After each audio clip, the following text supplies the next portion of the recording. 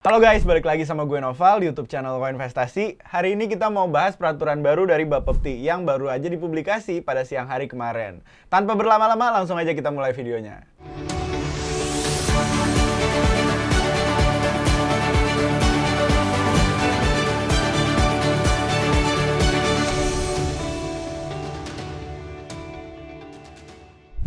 Jadi guys, Bapepti baru aja ngeluarin peraturan baru yang bertujuan untuk melindungi investor kripto di Indonesia. Peraturan baru ini menurut gue lebih menargetkan exchange biar nggak jualan kripto yang ilegal lah ibaratnya. Karena seperti yang kalian tahu, kemarin tuh banyak banget kasus-kasus demo-demo intinya kepada exchange-exchange atau bursa-bursa kripto yang jualan kripto secara tidak adil lah atau dianggap merugikan investor. Peraturan ini baru aja keluar pada 8 Agustus 2022 dan di tanggal tersebut ini peraturan juga baru dilegalin. Jadi peraturan baru ini bernama Peraturan Badan Pengawas Perdagangan Berjangka Komoditi Nomor 11 Tahun 2022 tentang penetapan daftar aset kripto yang diperdagangkan di pasar fisik aset kripto. Jadi dengan peraturan baru ini katanya peraturan-peraturan sebelumnya tuh jadi nggak diterapkan lagi lah, karena ini peraturan barunya tuh udah mencakup semuanya, mulai dari daftar kripto yang legal untuk diperdagangkan, terus juga mekanisme exchange kripto bisa dianggap legal, dan juga ada mekanisme-mekanisme lain yang akan gua kasih tahu dalam video ini. Kalau gue simpulin dari peraturan baru Bapepti, intinya ada 5 informasi penting buat kalian pahamin. Terutama kalau kalian masih invest di kripto atau kalian baru mau buka exchange di Indonesia. Yang pertama adalah informasi mengenai larangan kepada platform atau bursa perdagangan kripto untuk melakukan perdagangan kripto yang berada di luar daftar aset kripto legal di Indonesia milik Bapepti.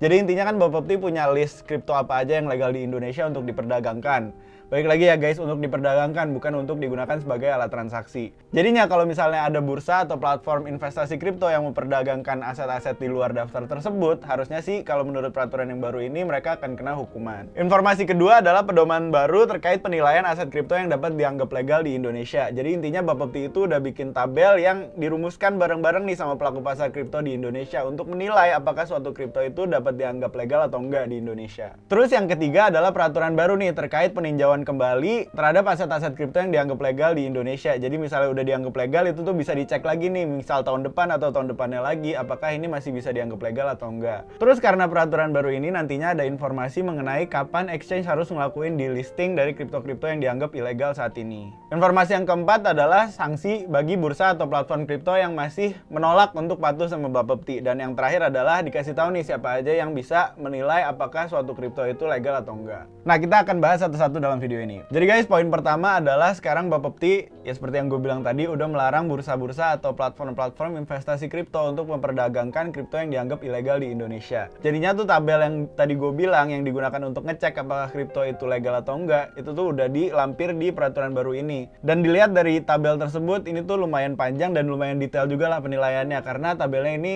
sebanyak 6 halaman. Jadi emang proses screeningnya lumayan panjang. Terus juga tabel ini tuh udah dipakai buat bener-bener diterapkan lah, karena sekarang daftar kripto yang legal di Indonesia itu udah nambah dari 229 aset kripto yang legal menjadi sekitar 383 aset kripto di Indonesia yang legal saat ini. Jadi kalau kalian mau lihat, ini ada di peraturannya langsung, dan ini bisa dilihat di daftar lampirannya, ada daftar aset kripto yang diperdagangkan di pasar fisik aset kripto. Yang pertama itu Ethereum, terus pokoknya sampai bawah banget ada kripto-kripto baru juga yang lagi ngetrend di 2021 akhir sampai 2022. Jadinya ini bisa dibilang Bapepti geraknya cepet juga. Nah kalau kita lihat ini banyak banget kripto-kriptonya, mulai dari yang lama sampai yang baru. Terus paling bawah adalah Play It Forward DAO. Pasti kalian banyak yang belum dengar karena ini emang kriptonya baru banget. Makanya emang menurut gua Bapepti tuh lumayan kerja keras lah. Terima kasih Bapepti. Nah terus informasi berikutnya adalah tadi yang gue bilang, adanya peninjauan kembali untuk aset kripto yang tadinya udah dianggap legal terus bisa dianggap ilegal di tahun berikutnya. Jadi intinya dalam peraturan Bapepti yang baru nanti tuh ada peninjauan atau review selama sekitar minimal 1 tahun sekali.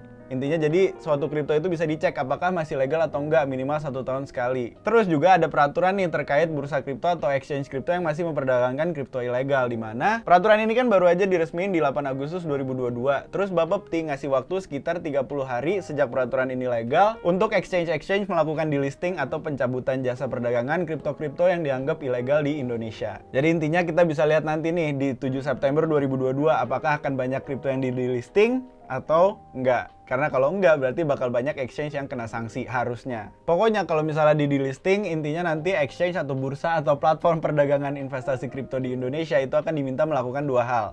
Yang pertama, meminta kepada pelanggan untuk melikuidasi aset kripto yang dimilikinya, alias jual. Kalau misalnya megang sesuatu kripto, kayak misalnya Luna deh yang dianggap ilegal, terus disuruh jual ke USDT atau IDRT atau BIDR. Jadi intinya minta dicairin lah atau dijual.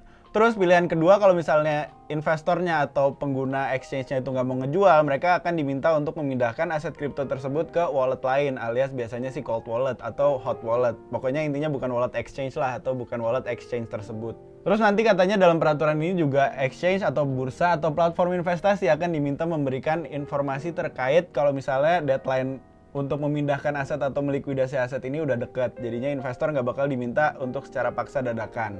Terus kalau misalnya emang exchange-nya nakal atau nggak mau nurut sama Bapepti, intinya sekarang tuh katanya bakal ada 5 sanksi yang diberikannya tuh tergantung dia ngelanggarnya separah apa. Jadi ada 5 pilihan, katanya yang pertama adalah peringatan tertulis, terus yang kedua adalah denda, yaitu kewajiban untuk membayar sejumlah uang tertentu. Yang ketiga adalah pembekuan kegiatan usaha, alias dia nggak boleh bertransaksi lagi atau memberi jasa perdagangan lagi di Indonesia. Yang keempat adalah pembatalan pendaftaran sebagai calon pedagang fisik aset kripto, alias izinnya itu dicabut dari Bapepti.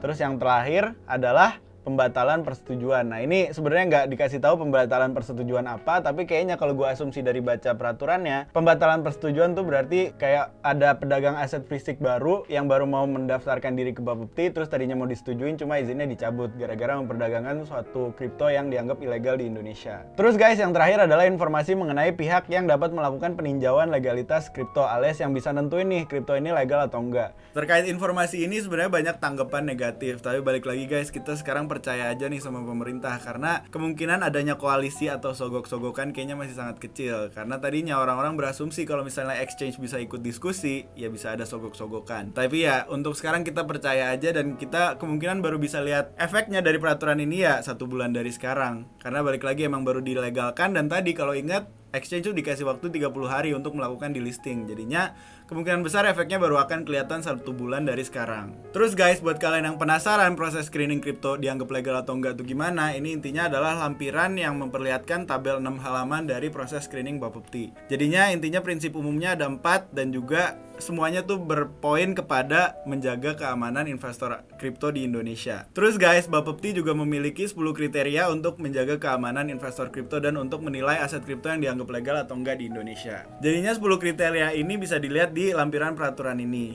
Dan masing-masing kriteria juga memiliki nilai-nilai pengukurannya masing-masing. Contoh, kriteria A, menjaga masyarakat dari perilaku monopolistik. Nah, terus ukurannya ada 2 nih.